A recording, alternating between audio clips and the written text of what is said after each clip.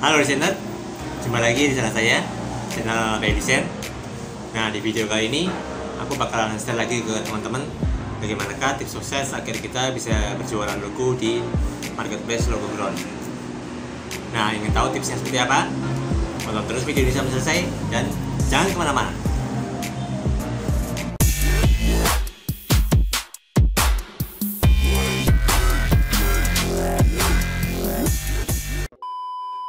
Tips sukses jualan di logo ground, silakan buruan subscribe channel ini. Yang nggak subscribe nggak akan dikasih tahu tipsnya. Nah, di video kali ini aku akan bahas lagi tentang marketplace logo ground ya, karena banyak di komen-komen di Instagram ataupun di WhatsApp dan juga YouTube saya ya yang menanyakan tentang gimana nih cara tips suksesnya biar cepat jualan di logo ground, atau kenapa logo saya sering ditolak dengan alasan yang bermacam-macam ya.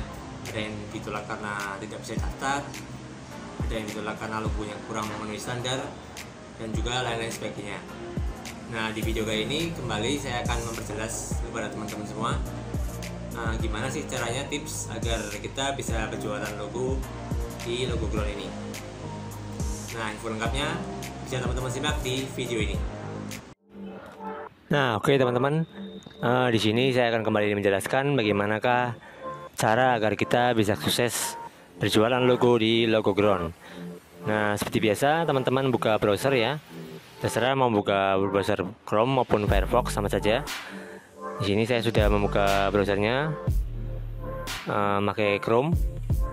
Dan di sini saya juga telah membuka situs logo ground ya. Teman-teman bisa ketikkan di web address di sini logoground.com. Nah, ketik saja, nanti akan masuk ke halaman sini ya. Nah, ini adalah ada beberapa poin-poin penting yang mesti saya sampaikan di video ini. Yang pertama, teman-teman ini harus memperhatikan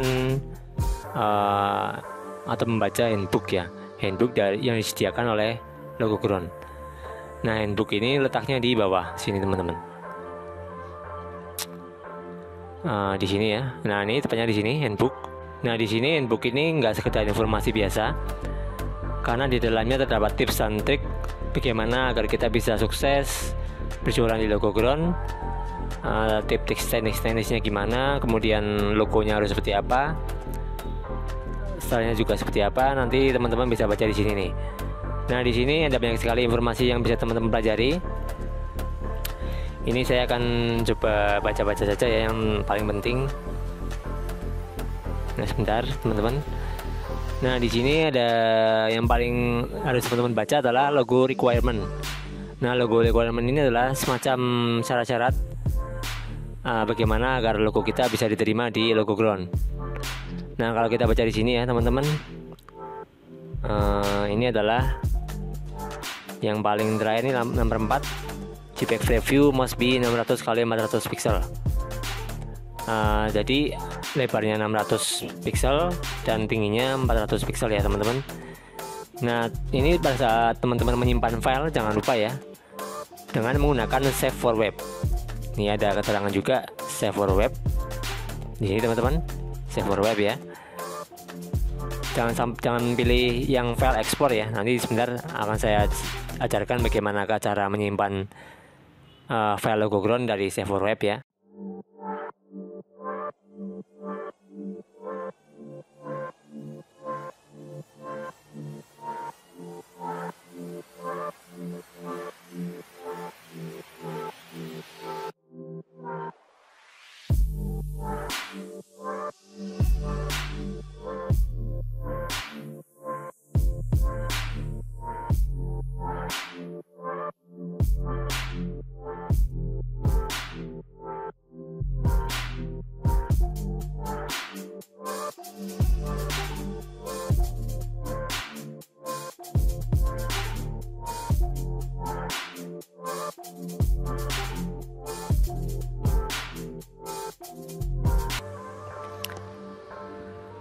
Kemudian format filenya harus berupa EPS atau SVG format. Nah, di sini di logo ground jadi ada dua macam file yang mesti diupload ya.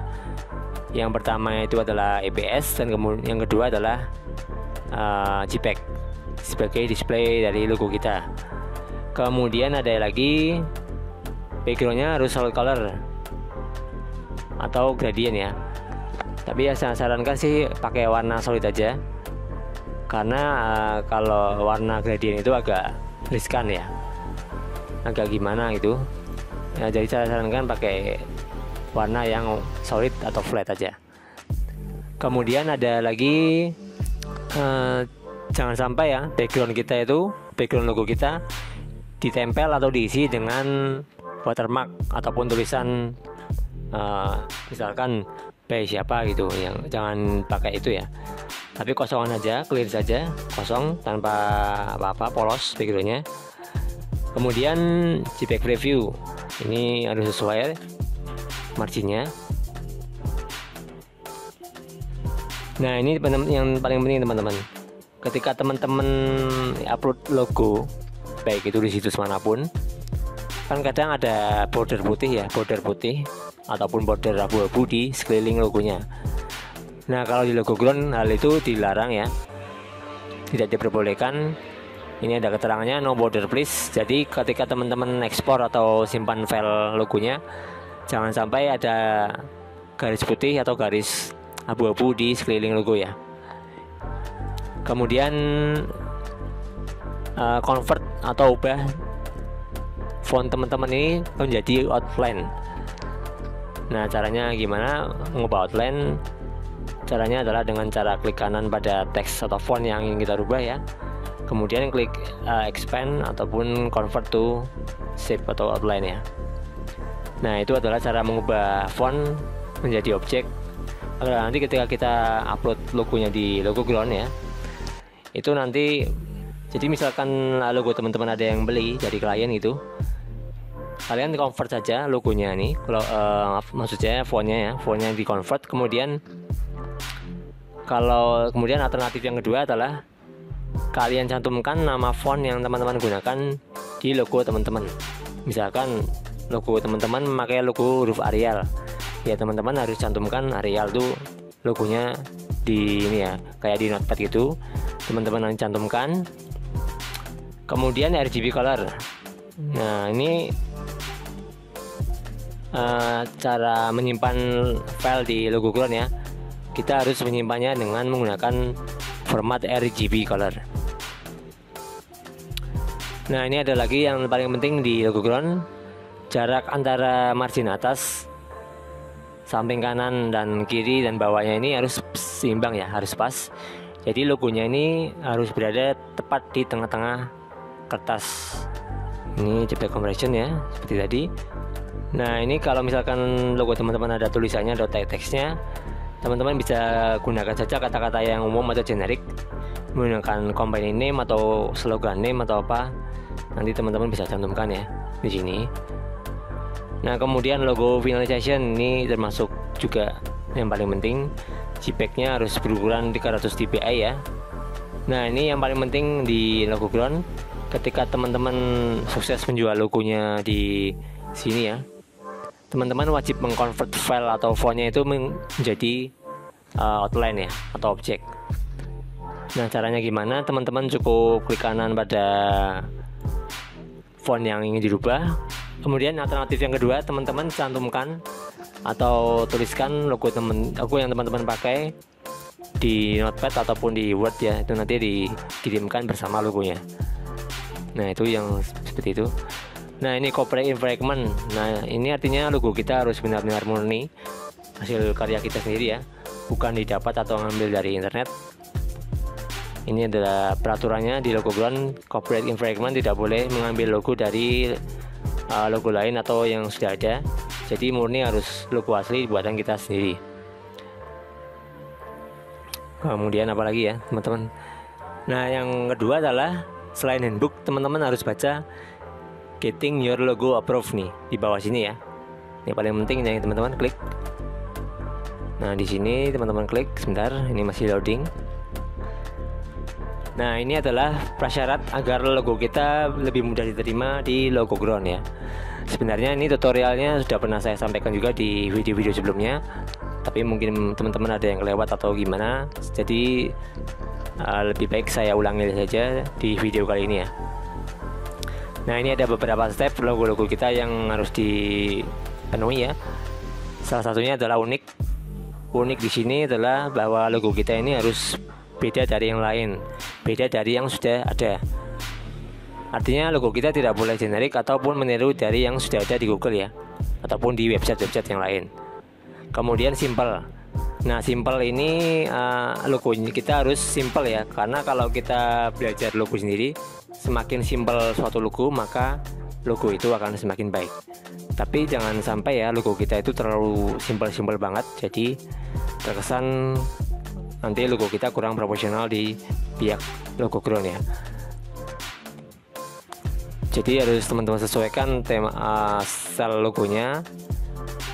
Teman-teman cari lihat di referensi logo di logo ground seperti apa yang laris atau sudah terjual di logo ground. Nah, baru teman-teman terapkan di logo teman-teman. Ini titik juga ada. Kemudian ini ada ilustrasinya. Nah, kalau ini salah ya. Ini logonya terlalu kecil, kertasnya terlalu lebar atau terlalu space-nya terlalu banyak. Ini nggak boleh, nggak disarankan. Nah, ini juga salah. Nah, ini baru benar nih. Ini logonya pas ya di tengah-tengah. Jadi antara batas margin atas, kanan, kiri, dan bawahnya itu pas, nggak terlalu penuh. Nah, ini pas nih, ini pas. Ini ada centang, ini berarti udah benar ya. Kalau ini tadi kan warnanya kayak gini. Nah ini kalau misalkan teman-teman bermain di logo ground, usahakan warnanya senada ya, selaras. Misalkan teman-teman menggunakan warna flat color, ya pakai semua warna flat color.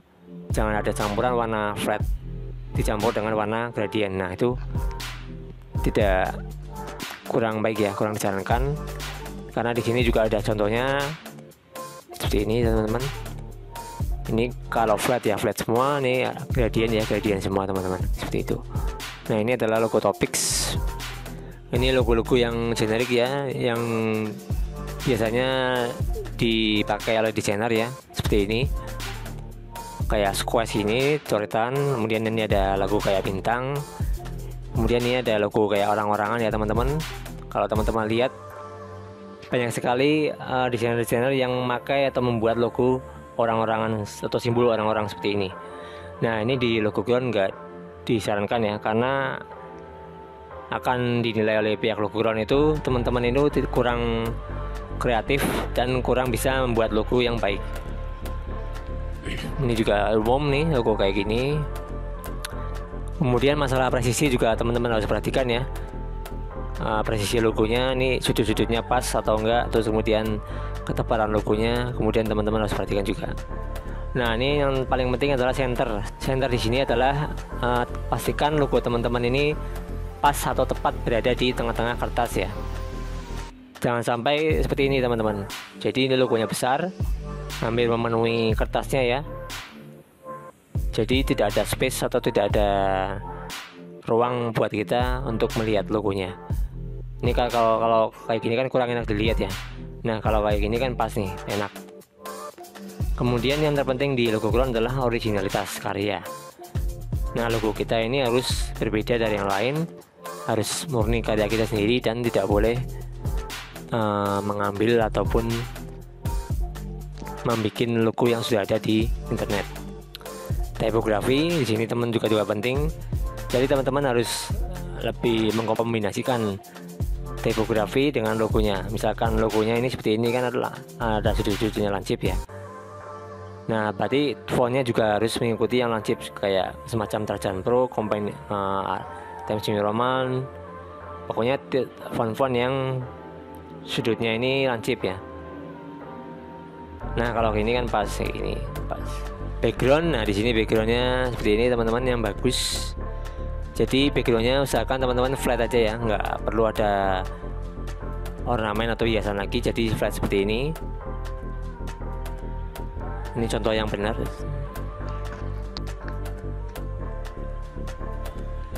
Ini logo generik seperti ini.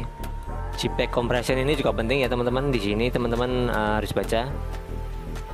Jadi kualitas file di AI yang teman-teman bikin di AI ya, harus sama kualitasnya yang ketika teman-teman ekspor di JPEG. Jadi kualitasnya harus sama persis, jangan sampai beda jauh. Kalau ini kan pecah, nah ini kan bagus hasilnya. Kemudian teks jangan lupa di convert outline ya. Ya itu teman-teman, mungkin itu saja tutorial untuk kita hari ini. Semoga bisa bermanfaat buat teman-teman semua. Dan buat teman-teman yang belum berhasil daftar atau belum berhasil jualan logo di Logoground, semoga dengan adanya tutorial ini teman-teman bisa paham dan bisa sukses jualan logo di situs marketplace Logoground ya. Jangan lupa bila teman-teman masih ada pertanyaan atau ada yang kurang paham dengan video ini, silakan teman-teman sampaikan di kolom komentar di bawah. Nanti pasti saya akan bantu jawab. Oke teman-teman, mungkin itu saja yang bisa saya sampaikan. Kurang dan lebihnya saya mohon maaf. Wassalamualaikum warahmatullahi wabarakatuh.